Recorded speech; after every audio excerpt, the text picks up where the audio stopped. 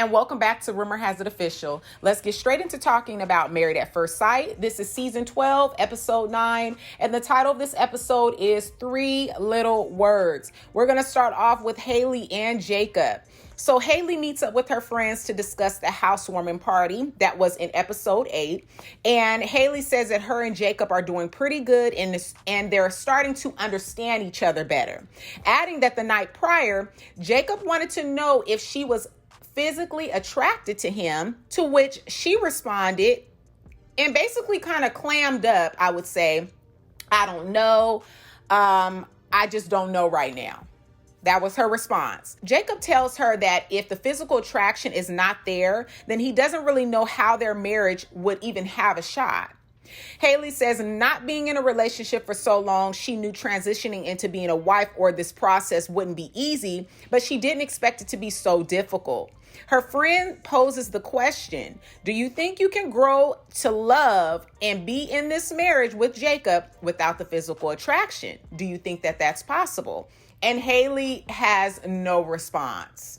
If she did respond, they didn't let us hear that response.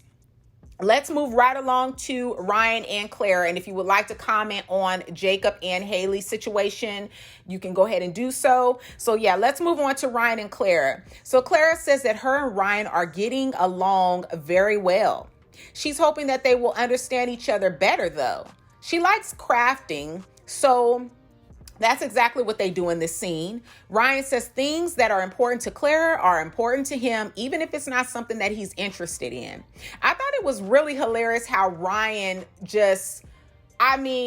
for him to have never crafted, the way he went in and made that mug, it was a lot better than someone who's been doing crafting. Like Clara is supposed to be the pro at this. Basically, this is something she does for fun. So you would think her cup would have been a lot better, but it was a hot mess. And I thought the camera crew was very petty because they made sure to zoom in on him. You know, he's hitting it from different angles and just getting it all perfect because he says he's a perfectionist.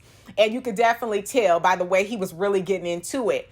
And when they would zoom over on Clara doing her coffee mug, it was all lopsided and it looked like a 5-year-old had did it. So I just thought that was hilarious. And I also think, like I said, the camera crew, they are so petty because they made sure to show you the comparison of how hers looked versus how his looked. Now, Claire feels some type of way when Ryan says that they can put her crafting stuff in the garage. And she feels as though Ryan is not fully committed. He's not committed to this process all the way. He has one foot in and one foot out. And I can see why she feels that way. They discuss Claire's job as a flight attendant, and Ryan says that their schedules will be a hurdle and a challenge. Comment down below your thoughts. Let's move right along to Paige and Chris. And every time I bring their name up, I'm probably going to say it just like that. Moving right along to Paige and Chris. In this scene, Paige goes to meet with Pastor Dwight. Now, Pastor Dwight is the one who officiated their marriage, their wedding. And Paige says that Pastor Dwight reached out to her because he was disturbed by the news of Chris wanting to get a divorce and walk away from Paige. Now, in this scene, Paige had the biggest smile on her face. The biggest smile on her face. I mean, she lit up, making sure to extend her arms out, to go and hug him and everything. So she opens up to the pastor to tell him that Chris has put her on a roller coaster of emotions. And Pastor Dwight gives her a scripture and says that a double-minded man is unstable, adding he loves his brother Chris. He sees him as a brother, but marriage is not to be played with. It is also revealed that Chris was engaged years before the ex. So this is not his first rodeo. He has been engaged basically twice, probably even more than, we don't even know how many times this boy done been engaged. Now, Paige says that she was robbed of a whole experience. And at this point, she doesn't think that the relationship serves her anymore. The pastor tells her that her heart, emotions, and well-being are not to be played with. Facts. And we all can agree on that. I don't really understand what's going on because Paige and Chris supposedly had went their separate ways, right? That's what we thought. They were going their separate ways after the meeting with the ex. but she is still obviously in contact with Chris. Because if she wasn't in contact, then she wouldn't have said this to Pastor Dwight. She says along the lines that when she talked to Chris, they were supposed to go and get the sonogram. Him and his ex were supposed to go get the sonogram of the baby. Then it turned into they would have to wait a month to find out or even get a sonogram. Adding that she spoke to him that day even. So she's still in contact with him. Paige doesn't believe that Chris's ex is even pregnant. And honestly, I don't either. When Paige met with her, the ex, fiance, she had fumbled over whether she was 6 or 7 weeks along, okay? And I don't know what kind of games are being played here, but something is definitely off. So Paige is still having a hard time walking away from this toxic marriage. And in her case, I just don't understand why. Comment down below your thoughts. Let's move right along to Virginia and Eric. In this scene, Virginia and Eric go golfing. And Eric talks about that he's always worried about finding someone who will be okay with him being gone for work because Eric is a pilot. So his job requires him to be gone, okay? And I thought Miss Party Girl would have definitely been okay. I thought this would have been a cool match because I thought she would have been okay since she has lots of friends and she's very social. I thought that she would like her space. But in this scene, I'm getting the feeling that she doesn't like it so much. That's the feeling I'm getting. Comment down below your thoughts and let's move on to Haley and Jacob.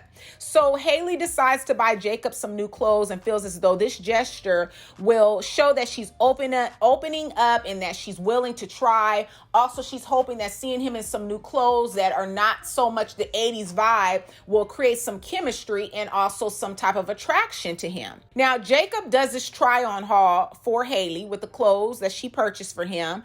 And I personally think that he looks great in all the clothing items that she got. So Jacob says that he appreciates her gesture and liked the clothes, but shortly after brings up the physical attraction thing again. And he's wanting to know if she wants something that's going to develop past just friendship. Haley feels frustrated and doesn't feel that Jacob is giving her the opportunity to do so. Now, giving an example on how the night before Haley went to hang out with Paige and stayed with her until 1 o'clock in the morning. Now, my thing is, by her running, she'll never be able to develop the attraction to her husband. Paige's marriage is already done, already trash. So hanging out with her is not going to benefit Haley. She needs to stay at home and put in the work. Okay, Jacob feels that Haley isn't ready, but Haley says that she needs more time, being that it's been so long since she's been in a relationship. Jacob says that he believes that she doesn't want to go through the process and be vulnerable. Comment down below your thoughts. So this is day 24 of the married couples, and they all receive a list of questions that are deep topics for them to discuss. Let's move on to Eric and Virginia. Now, I'm curious to see how this relationship will work out. Now, in this scene, Virginia talks about her childhood because, again, they're posed with these questions from the experts. And she's talking about her childhood and how she didn't see good examples of love growing up and normally runs because she's afraid of abandonment and rejection, which scares Eric. He poses the question on why she even signed up for the experiment. Comment down below your thoughts. Let's move on to Brianna and Vincent. So both pose the question to each other. How would they know that they're in love? Brianna tells Vincent that she loves him, and in return, he tells her that he's falling and growing in love with her as well. Comment down below your thoughts. Let's move on to Claire and Ryan. So Mr. Never Have I Been in Love, Ryan, doesn't know how he would know that he's in love, and he struggles with this question. Now, Claire, on the other hand, says that she needs to feel heard. She needs thoughtfulness. She needs mindfulness. And so I'm taking it that Claire's love language is acts of service and receiving gifts. And Claire says that their timeline has been on Ryan's terms and that they're taking things slower than she's used to, which is very frustrating to her. Comment down below your thoughts. Let's move on to Jacob and Haley. So these two aren't ready to even talk about love because they are like still associates, basically. They're in the associate zone, not even really friends. I don't really feel like enough work is being put in on Haley's end to get them there. So They do, however, touch on their past relationships. And I don't really know if these two will end up staying married at the end of all this, but I mean, who knows? Things could possibly turn around for these two. Now, in the next scene, Jacob throws a pool party at his house and invited all the other couples to join. It's going to be very interesting if these two do stay together because he put a lot of money into his home. And Haley's style is more on the modern, clean type of look. I feel like Jacob's place is not that. Now, I will say, I think it's really cool that he has a sauna, a gym, and a pool in his house. I mean, I think he even had like a game room or a movie room as well. Like, he's really put a lot into his home.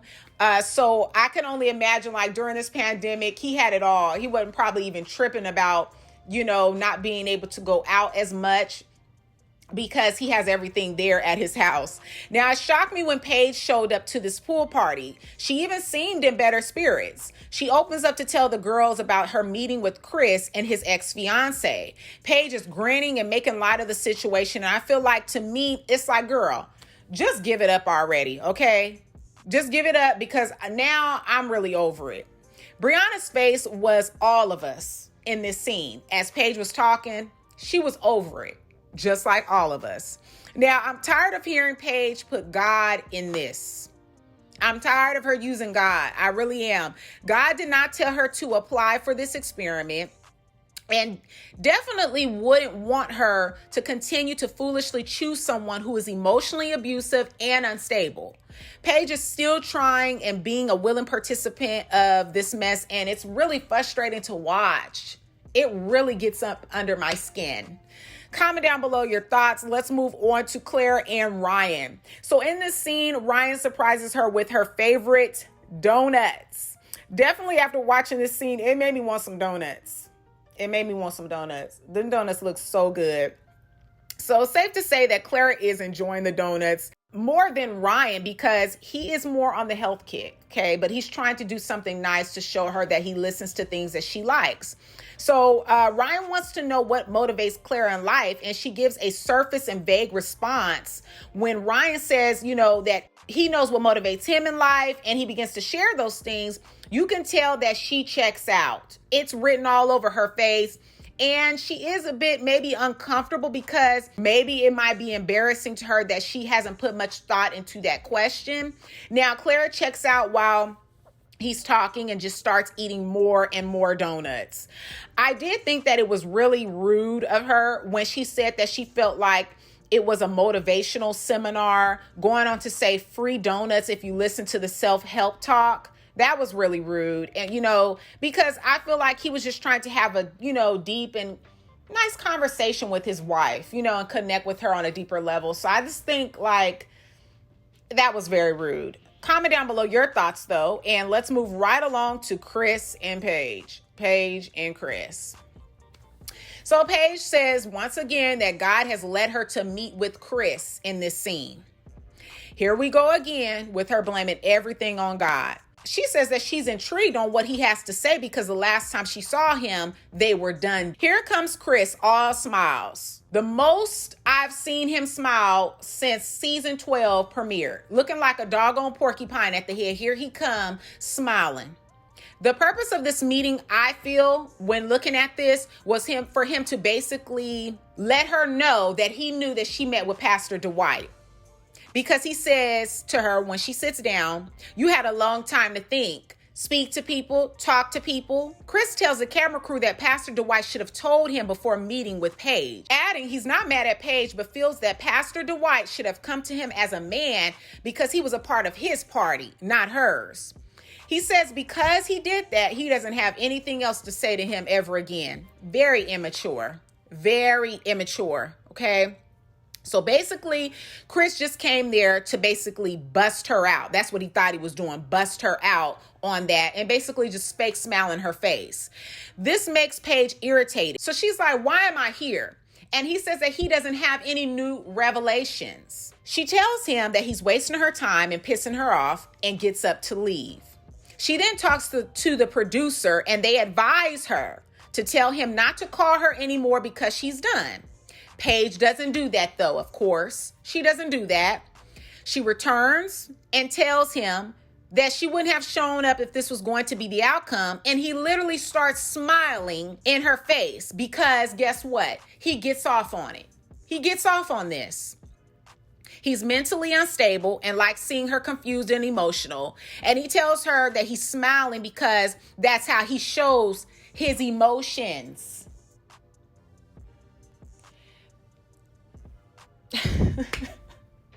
You guys, I gotta move on. I'm getting hot. Just thinking about this, it makes me hot because I could just see the scene in my head and it just gets me hot. You're smiling when someone is expressing that they are hurt or irritated by a situation or frustrated. You're smiling because that's how you show your emotions. Mentally unstable is the best way to basically summarize or to describe this dude. So he goes on to say that he's afraid of letting someone else raise his child. He's a liar, and Paige is buying all of this, telling him that she appreciates his honesty. He says that he needs to reset. They need to reset and start over, and Paige agrees. This is stupid. I'm over this crap, basically. I mean, it's stupid, okay? At this point, I feel like Paige gets what she gets, and I don't feel bad for her one bit, regardless to however the outcome. I don't feel bad for her. I'm convinced that these two are also under contract and probably have to keep up with this charade. Comment down below your thoughts. Now, one thing I will say, I think it's crazy because normally you see the experts intervene a lot more, and that's not happening. When all this stuff was happening with Paige and Chris, they never really intervened. Pastor Cal came one time to talk with them, and that was after he already decided to leave her. But normally they intervene a lot more to help the couples navigate when they're having hard times. There's troubles that are showing up, okay, within the marriage. So I just feel like these two are under contract and they have to go ahead and fall through with everything. Comment down below your thoughts, and let's move on to Brianna and Vincent. So this scene, Brianna wants to do something nice for her hubby by taking him salsa dancing. It's safe to say that Vincent is embarrassed when he can't keep up and gets very irritated. He's mean, he's frustrated, he's pulling back from her. And I was really taken back by his actions, but I don't think that how he handled the situation, what had happened, him being frustrated really justified his actions. I felt like he made too much of a big deal out of all of this. He could have just laughed it off when he couldn't keep up, had fun, and not taken it so seriously. He needs to get that short fuse in check. I want to love this couple. I really love Brianna. I want to love him for Brianna, but that fuse, he needs to get that in check and mature up, because that definitely, I feel like that little tantrum that he throws here and there, that can really destroy this marriage. It's going to definitely break the marriage if he doesn't get that in check. So, like I said, it was supposed to be a good time. And when Brianna went to help him pulling away from her, and I don't like, it was just really, I felt so bad for her in that moment. Looking at her face, she was just like, what happened? Like, she was trying to do something nice for him, knowing that he likes to dance, or express that he wanted to dance more. But he was just, I don't know what was going on with Vincent, but he need to get it together. Comment down below your thoughts, and let's move on to Eric and Virginia. So Eric does a home cooked meal at his house for Virginia to show that he's stable and isn't going anywhere, since she has shared that she has fear of abandonment and rejection. He's still very curious to know why she even signed up for marriage. And I really like Eric. And if Virginia doesn't get it together, she gonna miss out. She gonna miss out. Because I feel like besides the fact that he's gone a lot due to his job, like, he really got his stuff together. So she need to get it together. Now, once she gets to his place, he greets her with flowers. Very thoughtful. Eric says that Virginia is something special and is more than what he wanted. So sweet. Comment down below what your thoughts are on Eric. I really think he's a nice guy. Now, he ends the night serenading Virginia and telling her that he loves her. And Virginia tells him that she loves him too. So this was a really good episode. All the episodes have been really good to me. This is really a good season. Comment down below your thoughts. Give this video a big thumbs up on Married at First Sight Season 12, Episode 9. Again, the title of this episode was 3 Little Words. Share this video with a friend who also loves watching Married at First Sight. Don't forget to subscribe and hit that bell. And if you're already subscribed and have hit that bell, go ahead and reset your post notifications by hitting the bell again and resetting them, just to make sure that you guys are all receiving your notifications when I make uploads. I have 2 other videos. This will make video number 3 that I have posted this week. So I hope that you guys will go ahead and catch up on those videos, show those videos some love by liking, sharing, and commenting in that comment section. And as always, I look forward to seeing you guys in my next upload. Peace.